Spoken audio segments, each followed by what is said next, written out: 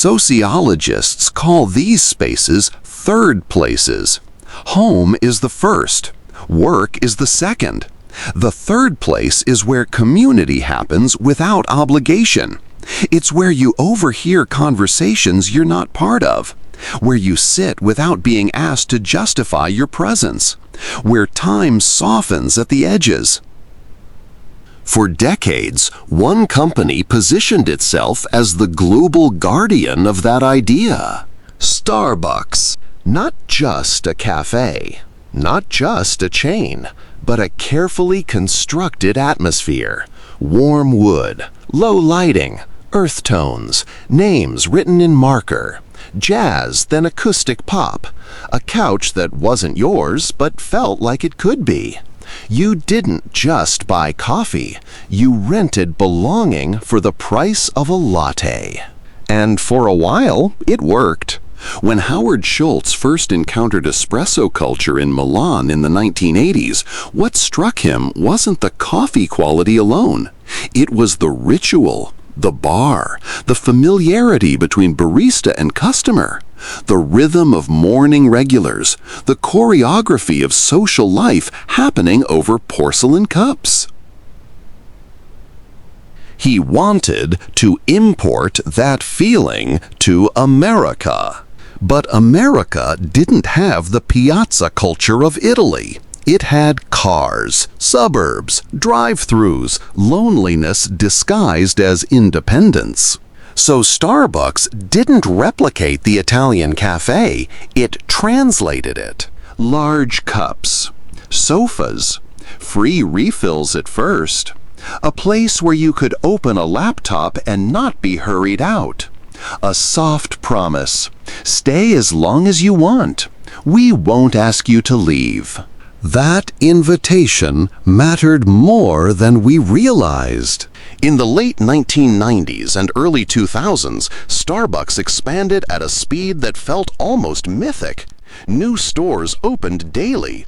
The green siren became shorthand for safety in unfamiliar cities.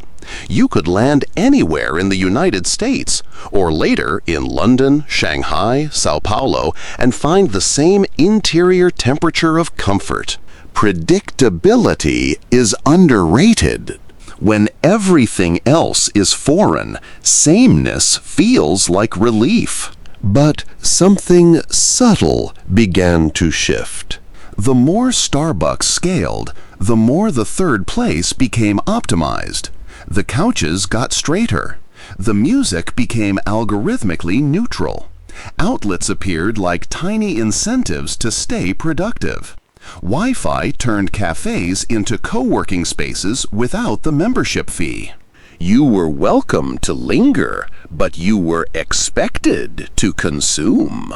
And that expectation was quiet at first. Buy one drink, sit for hours, no one complains. Then buy a pastry too. Then seasonal drinks become events. Pumpkin spice as a calendar marker. Red cups as winter rituals. The third place becomes a stage set for lifestyle branding. Somewhere in this evolution, Starbucks stopped being about community and started being about throughput. Not suddenly, not dramatically, just incrementally. Mobile ordering was introduced, efficiency improved, lines shortened, convenience increased, all good things. But here's the paradox. The more friction you remove from a social space, the less social it becomes. When you order on your phone and pick up from a shelf, you bypass the barista interaction entirely. Your name isn't called, no eye contact, no small talk, no accidental human moment. You enter, you retrieve, you exit. It's faster, it's cleaner, it's less alive. The third place begins to resemble a distribution hub. And then the pandemic accelerated everything. Couches disappeared for distancing. Bathrooms closed. Seating reduced. Stores pivoted to drive-through and delivery. The message shifted from "stay a while" to "please don't." Public health required it. There's no villain here. But habits changed. People learned to consume coffee as fuel again, as takeaway, as solitary ritual.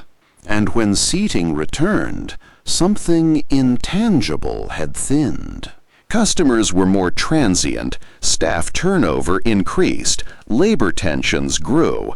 Unionization efforts emerged in hundreds of stores across the U.S. Workers described feeling like production line employees rather than community hosts. When the internal culture strains, the external atmosphere feels it. A third place cannot exist if the people running it are exhausted. And exhaustion became part of the story. The design language also evolved.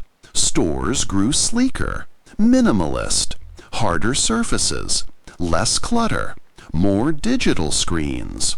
The warmth dialed down by a few degrees. Individually, these are minor adjustments. Collectively, they alter the emotional temperature. There's a concept in environmental psychology called prospect and refuge. Humans feel comfortable in spaces where they can see without being seen. Corners, alcoves, partial enclosures. Old Starbucks stores understood this intuitively. Armchairs tucked near windows, low partitions, warm lamplight. Newer builds often prioritize openness and visibility. Clean sightlines, modern efficiency. But visibility is not the same as comfort. The third place requires subtle permission to disappear, to read, to think, to be unnoticed. When space becomes too optimized, lingering feels conspicuous. And yet, the demand for third places has never been higher. Loneliness statistics continue to rise across Western countries. Remote work untethered people from offices. Urban life grows denser, but not necessarily more connected. Digital platforms simulate community, but often leave people emptier afterward. We need places where we can be around others without performing. Starbucks once filled that gap almost accidentally. It didn't market itself as an anti-loneliness solution. It just built comfortable rooms and allowed time to stretch. Now the rooms feel timed. Consider the subtle choreography inside a modern store. A line that snakes past merchandise shelves. A pickup area crowded with mobile orders. Baristas moving quickly, headsets buzzing. Music slightly louder than necessary. Chairs less padded than before.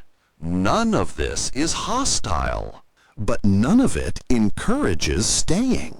The third place thrives on inefficiency, on lingering conversations, on the possibility that nothing productive happens for an hour.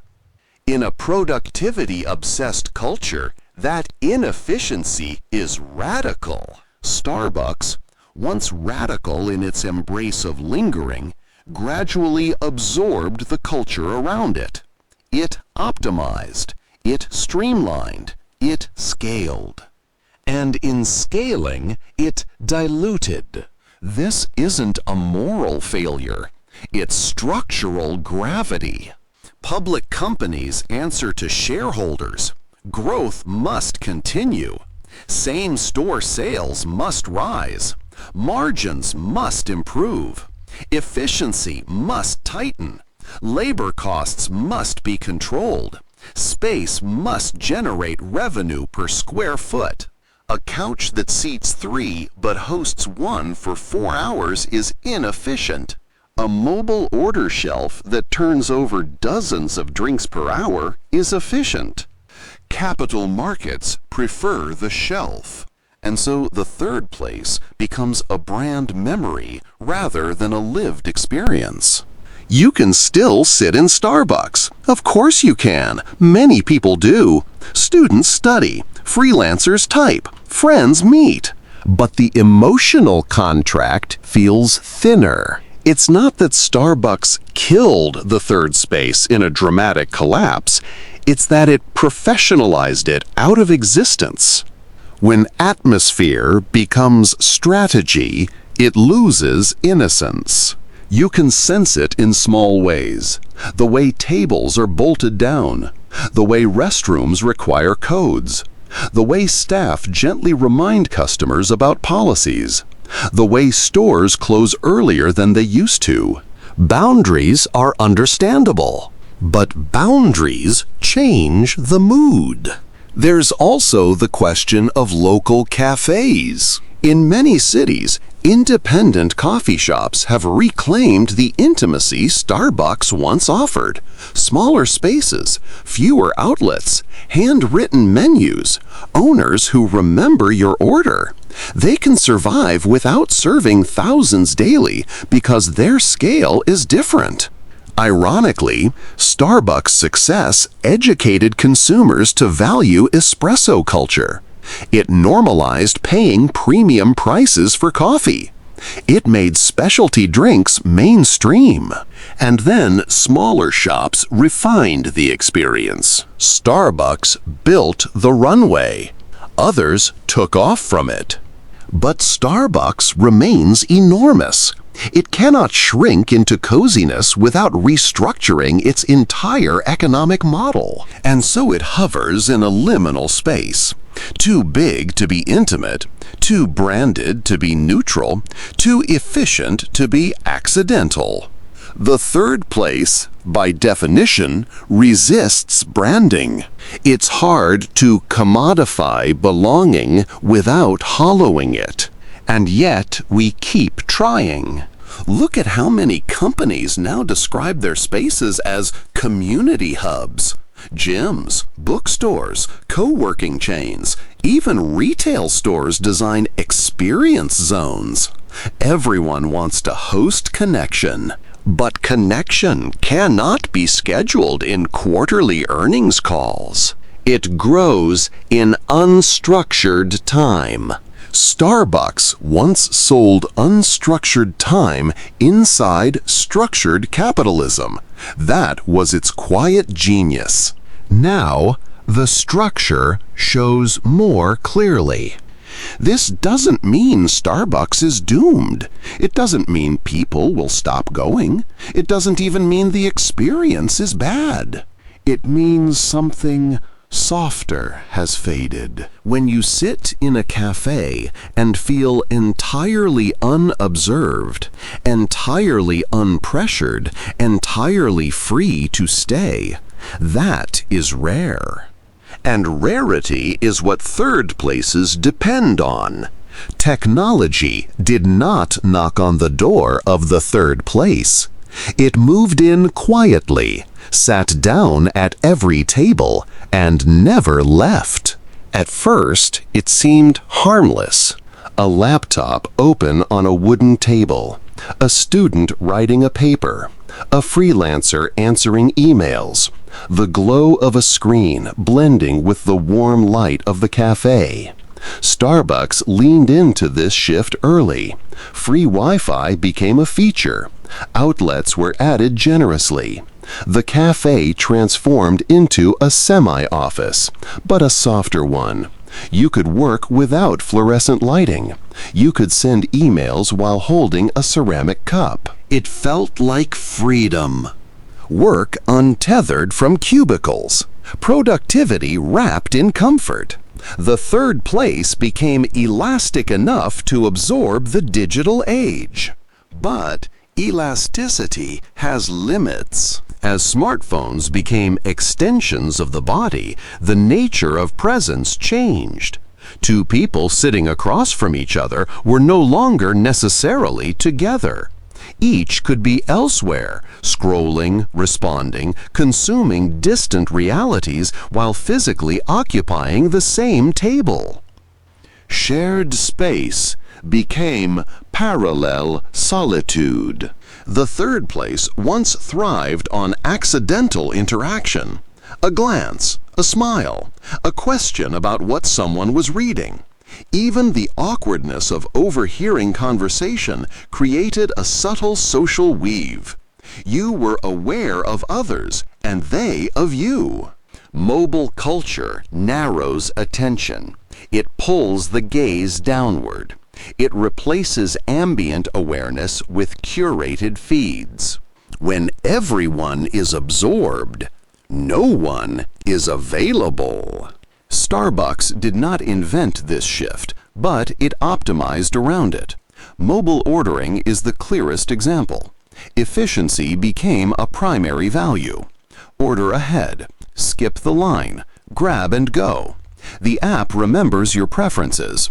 It anticipates your cravings. It nudges you with rewards and limited time offers. Convenience is seductive, but convenience shortens dwell time. It reduces friction, not only in transactions, but in encounters. You no longer stand in line beside strangers long enough to notice them. You no longer negotiate space at the counter. You bypass small moments of shared waiting. Waiting, in retrospect, was social glue. When friction disappears, so does that glue. There's also the architecture of sound. In earlier years, cafe noise was human noise. Cups clinking, baristas calling names, low conversation. Now there is an added layer, notification pings, subtle vibration buzzes, digital tones. Even silence feels charged with potential interruption. The third place depends on mental spaciousness. Technology fragments that space into micro intervals of attention. Even when people sit for hours, the quality of their staying has changed. It is not drifting time, it is segmented time. 5 minutes of writing, 2 minutes of scrolling, a message reply, a news check, a quick glance at social media. Presence becomes perforated. From a business perspective, Starbucks adapted brilliantly. The app generates data. Data generates personalization. Personalization seeps into habit formation. Rewards programs increase return frequency. Algorithms shape demand. The third place becomes not just physical, but digital. The app is a pocket extension of the cafe. You carry Starbucks with you. Notifications replace ambience. Loyalty points replace the informal warmth of recognition. Instead of the barista remembering your order, the system does. Efficiency scales. Memory becomes automated. There's a subtle psychological shift here. Human recognition feels organic.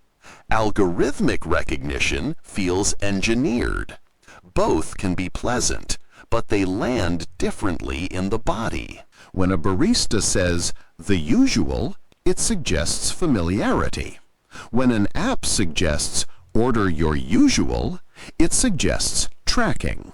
The third place once blurred commerce and community gently. Technology sharpens that boundary again.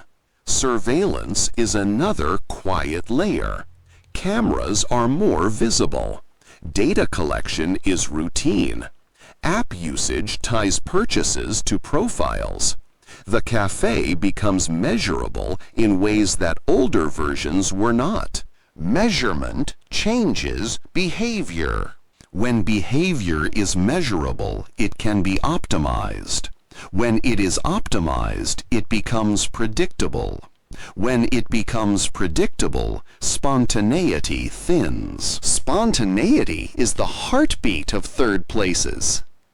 There is also the cultural shift towards speed. Food delivery apps, instant messaging, same-day shipping, streaming on demand. the expectation that nothing should take long. Starbucks leaned into speed to remain competitive. Drive-through lanes expanded. Pickup-only stores emerged in urban centers. Some locations removed seating entirely. A cafe without seating is not a third place. It is a transaction node. This is not necessarily negative. Many customers prioritize speed. Busy parents, commuters, shift workers. The modern world rewards efficiency. Starbucks responded to demand. But in doing so, it reflected and reinforced a larger transformation, public space redefined as passage rather than pause. The third place requires pause. There is a concept in urban theory called the right to linger. It is not written into law, but it is felt. The ability to occupy space without being rushed, to exist without immediate economic output. Mobile culture compresses lingering. If you are not producing, you are consuming content. If you are not consuming content, you are optimizing your time. Even relaxation becomes goal-oriented. Open your phone in a cafe and the world rushes back in. Emails, news alerts, messages. The boundary between public and private dissolves. The cafe no longer shelters you from external demands. It amplifies them. Ironically, Starbucks' early appeal was its insulation. Step inside, and the outside world softened. Warm lighting, mellow music, the smell of coffee beans. It was sensory cocooning. Now the sensory experience competes with digital overlays. The green siren competes with Instagram. The smell of espresso competes with push notifications. And yet, the desire for connection persists. You can see it in how people still choose to meet at Starbucks for first dates, study sessions, job interviews. The space retains symbolic neutrality. It is safe ground, familiar, unthreatening. But symbolic safety is not the same as lived intimacy. When both parties place their phones face up on the table, even subconsciously, attention splits. Microchecks interrupt eye contact. The rhythm of conversation fragments. The third place was once about shared attention to the immediate environment.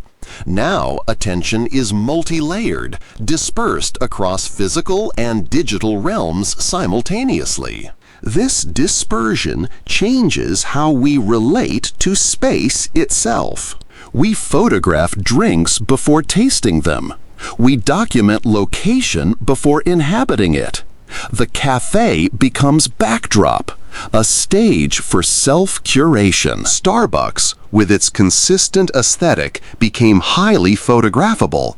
The cups, the logo, the seasonal designs. The red holiday cup ritual became content. The cafe moment became shareable proof of lifestyle. When space becomes content, experience shifts slightly outward. You are both inside the moment and broadcasting it. Broadcasting alters behavior. It makes even solitude feel observed. Third places once offered anonymity. Now they offer visibility. There is no conspiracy here, just layers of adaptation. Technology promised efficiency and delivered it. It promised connection and delivered something adjacent to it. It promised personalization and delivered targeted repetition. But what it subtly eroded was collective stillness. Starbucks did not set out to dismantle the third place. It followed market incentives. It responded to technological trends. It refined operations. It digitized loyalty. In doing so, it mirrored society's broader movement from communal lingering to individualized optimization. The death of the third space, if that phrase feels too dramatic, is less an execution and more an evaporation. It dissipates when people are physically near but psychologically elsewhere. It fades when efficiency outranks atmosphere. It thins when data replaces memory and apps replace ritual. And yet, somewhere inside many Starbucks stores, you can still glimpse the older version. A student, deeply focused, headphones on but relaxed. Two elderly friends leaning close in conversation. A person reading a paperback without a phone in sight. The possibility has not vanished. It has just become harder to access. To reclaim the third place might require resisting the very conveniences that made modern Starbucks thrive. Staying without ordering again. Leaving the phone in a bag. Allowing boredom to stretch. Accepting inefficiency as part of being human. The architecture is still there. The coffee is still there. The tables remain. What changed most profoundly is how we inhabit them. And maybe this is where the story becomes quieter. Because when we talk about the death of the third space, we often imagine something dramatic, something sudden, as if one morning the cafes simply closed their doors and the lights went out forever. But that is not how it happened. It happened softly. It happened with comfortable chairs and seasonal drinks and loyalty cards. It happened with good lighting and free Wi-Fi. It happened while we were grateful for a place to sit. The third space was never meant to be efficient. It was not meant to be optimized. It was not designed to maximize turnover per square meter. It was designed to hold people, to hold conversations that had no agenda, to hold boredom, to hold awkward silences, to hold the possibility of running into someone you did not plan to see. When Ray Oldenburg wrote about third places, he described them as neutral ground. No one was hosting. No one was performing. You could come and go without ceremony. You could sit for hours over a single drink and no one would rush you. You could talk politics or nothing at all. And most importantly, you were not required to justify your presence with productivity. Starbucks, in its early mythology, seemed to offer something similar. Not a bar, not an office, not a home. A warm, softly lit in-between. A place where you could read a book, write a screenplay, study for exams, or simply watch people walk past the window. But as the company scaled, the space changed. Not dramatically, not in a way that would make headlines. It changed in small, almost invisible calibrations. Chairs became less comfortable. Power outlets became fewer. Background music became louder, then softer, then algorithmically curated. Tables were rearranged to encourage flow rather than lingering. And none of this is evil. That is important. This is not a villain story. It is a systems story. A publicly traded company has a fiduciary duty to grow. Growth requires metrics. Metrics require standardization. Standardization requires predictability. And predictability slowly erodes the unpredictable magic that makes a third space feel alive. You can feel it if you sit quietly in one for long enough. There is a subtle pressure now, not explicit, no one tells you to leave, but the environment nudges you. The lighting is slightly too bright to nap. The chairs are slightly too firm to sink into. The tables are spaced just enough to discourage spontaneous cross-table conversations. The bathroom code is printed on the receipt, gently reminding you that your presence is tied to purchase. The third space, once neutral ground, becomes conditional ground. And perhaps the most profound shift is not physical, but psychological. We no longer enter these spaces to simply be. We enter them to work, to answer emails, to edit videos, to scroll, to produce. The laptop has become the passport. If you sit without one, you feel almost exposed. What are you doing? Are you waiting for someone? Are you killing time? Are you idle? Idleness, once the heartbeat of the third place, now feels suspicious. And here is the paradox. Starbucks did not create this cultural shift alone. It responded to it. As remote work expanded, as freelance economies grew, as side hustles multiplied, people needed places outside their homes to work. Coffee shops adapted. Outlets were added. Tables were widened. Wi-Fi became faster. The third space slowly transformed into a semi-office. In doing so, it solved one problem and created another. It offered a refuge from isolation, but it also reinforced a culture where even our leisure spaces are monetized by productivity. We bring our deadlines into the cafe. We measure our worth by how many tasks we complete between sips. And so the third space does not disappear. It morphs. It becomes quieter in one sense, louder in another. Conversations are replaced by the soft tapping of keyboards. Eye contact is replaced by the glow of screens. Community becomes proximity rather than interaction. You can sit in a Starbucks surrounded by dozens of people and feel entirely alone. And yet, this is not a condemnation, it is an observation, because there is something undeniably comforting about that kind of solitude. The shared loneliness of strangers working side by side, the ambient noise, the sense of being in public without being required to participate. Perhaps what has died is not the third space itself, but our expectation of what it should provide. We no longer expect conversation. We expect connectivity. We no longer expect serendipity. We expect speed. We no longer expect belonging. We expect access. And access, while powerful, is not the same as intimacy. There is also the design of friction to consider. True third places were messy, unpredictable, sometimes inconvenient.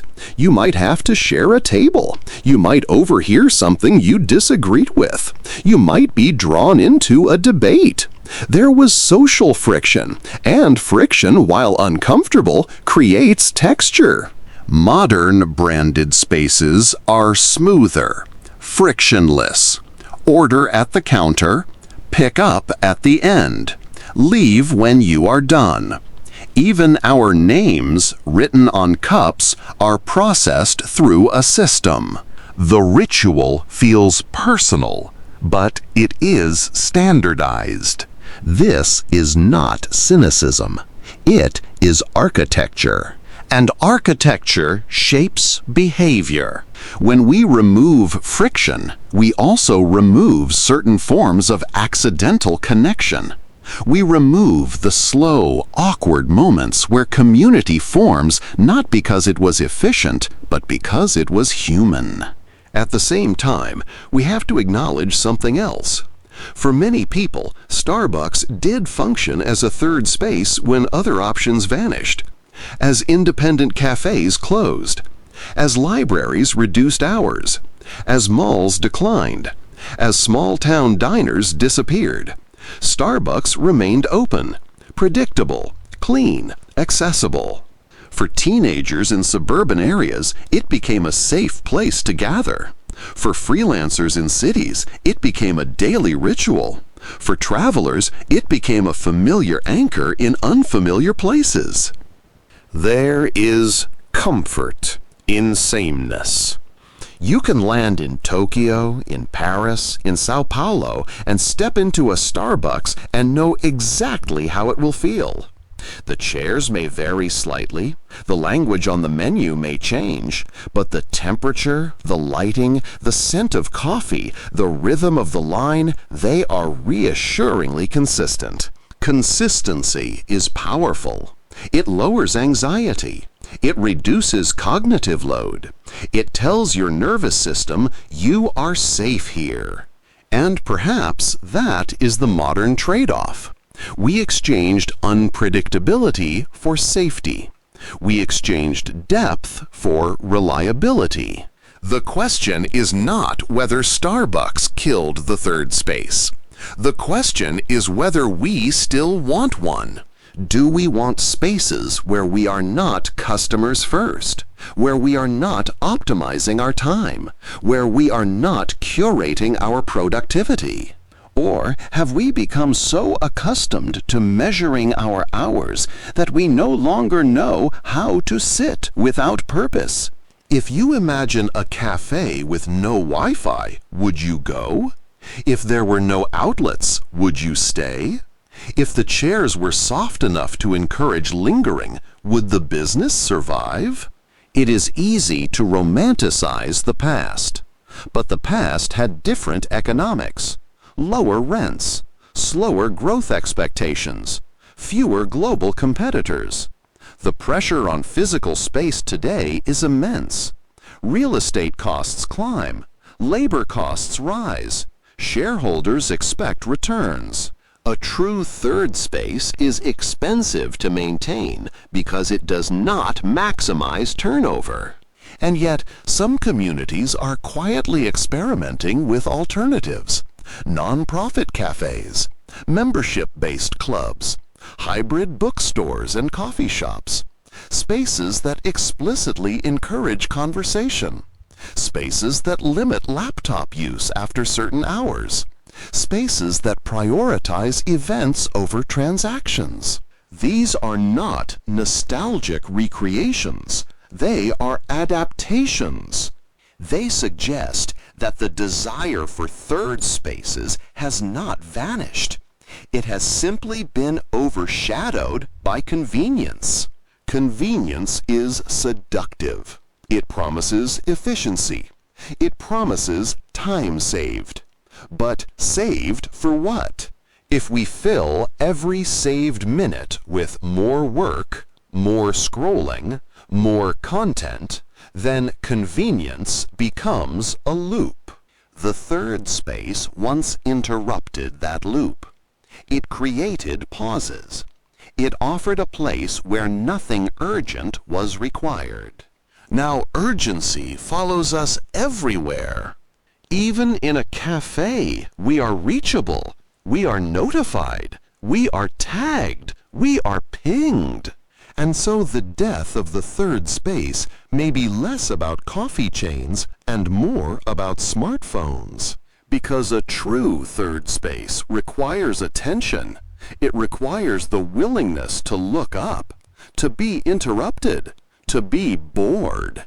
Boredom is fertile ground for conversation, for noticing, for curiosity. When boredom disappears, so does much of what makes communal life interesting. But this is not an irreversible loss. Spaces are shaped by behavior, and behavior can shift. You could walk into a Starbucks tomorrow and leave your laptop at home. You could sit without headphones. You could strike up a conversation with the barista beyond the transaction. You could treat it not as an office, but as a commons. It might feel awkward. It might feel outdated, but it would be an experiment. Because perhaps the third space never truly belonged to any corporation. It was always co-created by the people inside it. If we behave like customers, it becomes a store.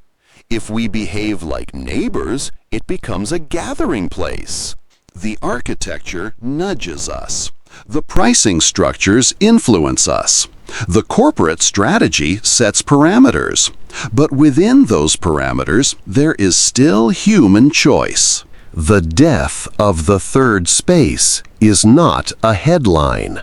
It is a slow drift. And slow drifts can sometimes be gently corrected. Maybe the future third space will not look like the past. Maybe it will be smaller, more intentional, more local. Or maybe it will be hidden in plain sight, inside the very chains we critique, waiting for a shift in how we use them. The story of Starbucks is not simply about coffee. It is about what happens when a space designed for gathering scales beyond intimacy. It is about the tension between growth and belonging, between standardization and soul. And as we sit with that tension, perhaps the real question is not what Starbucks did to the third space, but what we have done with the spaces we are given. Do we rush through them? Do we optimize them? Do we treat them as backdrops for productivity? Or do we allow them to be imperfect, unmeasured, and quietly communal? Somewhere between the espresso machine's hiss and the low murmur of conversation, there is still the possibility of a third space. It may be thinner than before, more fragile, but it is not entirely gone. It waits in the pauses. It waits when someone lingers a little longer than necessary. It waits when two strangers make eye contact and decide just for a moment not to look away. And maybe that is enough to begin again. And maybe this is where the discomfort really begins to soften. Because if we look carefully, what Starbucks did was not invent loneliness, and it did not single-handedly destroy community. What it did was package a version of togetherness that fit the rhythms of late capitalism: portable, aesthetic, efficient, frictionless. It took the unpredictable energy of the old cafe, the smoky bar where you might argue politics for 3 hours, the diner where the waitress knew your name whether you liked it or not, and it replaced that unpredictability with control. Soft lighting instead of shouting, indie playlists instead of clattering dishes, your name written on a cup instead of being remembered in someone's head. And there is something undeniably comforting about that control. When you walk into a Starbucks in Seattle or Seoul or Shenzhen, the layout is familiar, the smell is familiar, the menu is familiar. In a world that moves too fast, that sameness can feel like a blanket.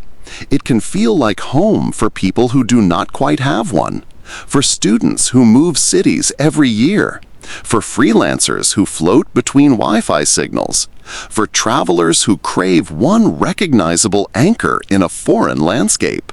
But familiarity is not the same thing as belonging. Belonging requires risk. It requires repetition, not just of location, but of people. It requires being seen on a day when you look tired, or grumpy, or less than impressive. It requires someone noticing that you have not shown up in a while. A real third space, the kind sociologists once described, is messy. It has regulars. It has inside jokes. It has small conflicts that get resolved over time. It demands presence. Starbucks offers presence without obligation. You can sit there for 4 hours and no one will ask who you are. You can leave and never return. You can move to another country and replicate the same ritual with zero continuity of relationships. It is a third space without memory. And maybe that is why it fits our era so perfectly. We have optimized our lives for flexibility, remote work, gig work, dating apps, global mobility. Everything is designed to reduce friction, to keep options open. Starbucks becomes the architectural equivalent of that mindset. It is a place you can inhabit temporarily without ever having to commit. There is a subtle psychological trade-off happening there. When spaces stop demanding commitment, they also stop offering depth. When no one expects you tomorrow, your absence goes unnoticed. When you are always replaceable, you are never indispensable. Of course, none of this is the fault of the barista, and it is not even entirely the fault of the corporation. Starbucks simply scaled what people were already asking for: safe neutrality. A place where you could work without being judged. A place where you could sit alone without being questioned. A place where you could meet someone without the intensity of a formal setting. In many ways, it democratized cafe culture. It made it accessible beyond the bohemian elite. It made it acceptable to occupy space for long stretches of time. It normalized the laptop as a companion, and that too changed our social landscape. The rise of Starbucks coincided with the rise of the so-called knowledge economy. Writers, coders, consultants, designers all needed spaces between home and office. The company leaned into that identity. Power outlets multiplied. Tables grew larger. Wi-Fi became standard. The brand subtly told you, this is where modern work happens. And so the third space began to merge with productivity. The old cafe might have been about conversation, about leisure, about unstructured time. The Starbucks cafe became about output, deadlines, emails, side projects. The latte was no longer just a drink, it was fuel. The space was no longer just communal, it was instrumental. There is something poignant in that shift. We turned our gathering places into extensions of our to-do lists. If you sit quietly in a Starbucks today, you will notice the choreography.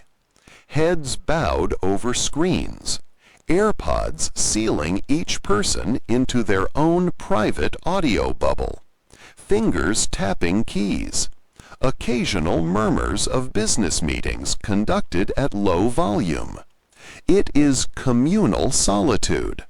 We are together, but we are elsewhere. And yet, for all its contradictions, people keep coming back. Why? Because even communal solitude is better than total isolation.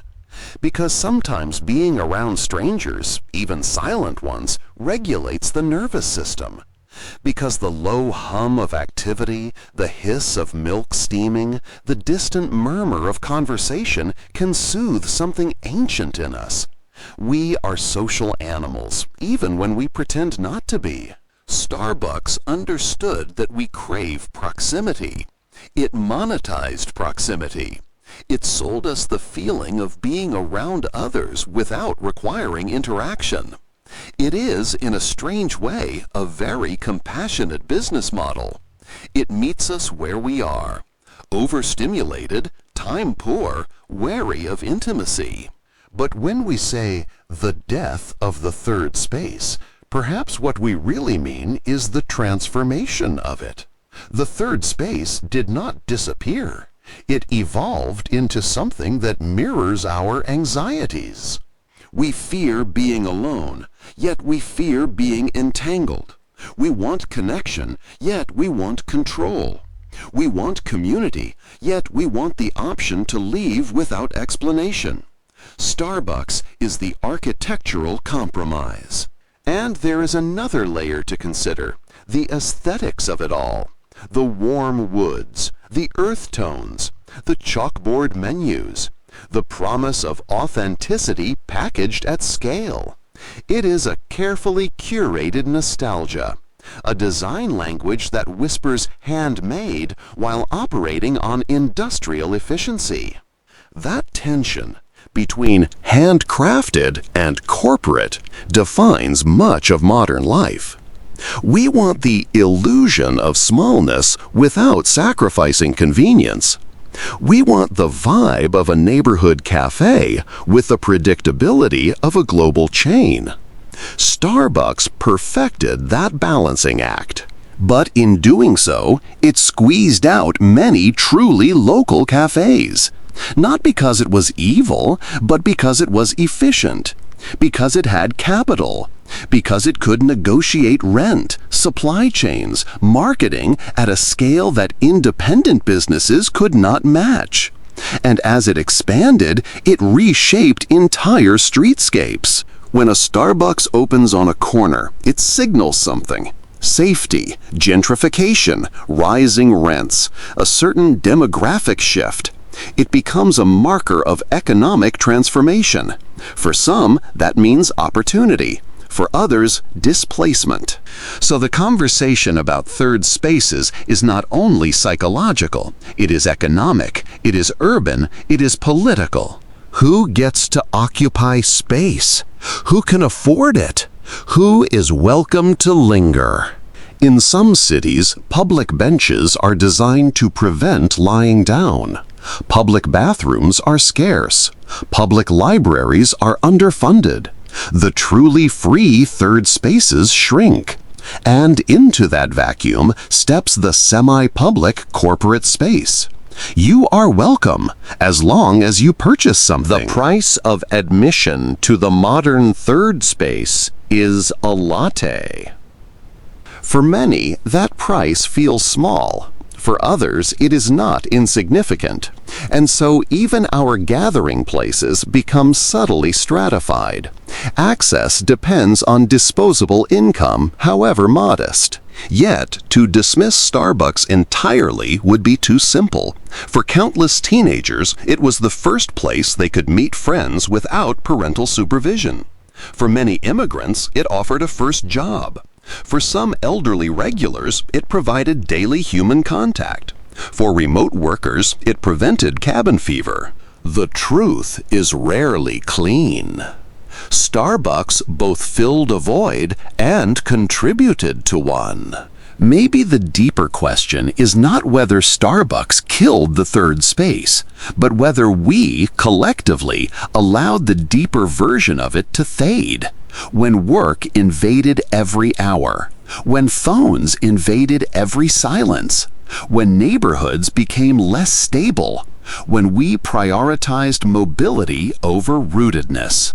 A third space thrives on regularity, on faces you recognize, on stories that accumulate over time. In a culture that celebrates constant movement, that kind of rootedness feels almost radical. So perhaps the path forward is not anti-Starbucks, it is pro-presence. It is choosing, sometimes, to linger in one place long enough to become known. To frequent a cafe, chain or not, and learn the names of the staff. To attend local events. To show up consistently somewhere that does not monetize every second of your time. The architecture matters, yes, but the behavior matters more. A Starbucks can be just a transactional stop, or it can be a starting point. A neutral ground where something more intentional begins. The corporation cannot create community for us. It can only provide a container. What we pour into it is up to us. And maybe that is the gentlest way to see it. Not as a villain in the story of social decay, but as a mirror. A mirror reflecting our preferences, our fears, our compromises. a mirror of an era that values flexibility over depth, aesthetics over friction, comfort over confrontation. As the lights dim in the evening and the chairs scrape softly against the floor, as the last orders are called out and the espresso machines quiet down, the space empties. The tables reset. The air loses its hum. And what remains is a question lingering in the scent of coffee. What do we really want from the places we gather? If the answer is simply caffeine and Wi-Fi, Starbucks has done its job brilliantly. If the answer is something deeper, recognition, continuity, belonging, then the responsibility extends beyond any logo. The third space is not entirely dead. It is waiting.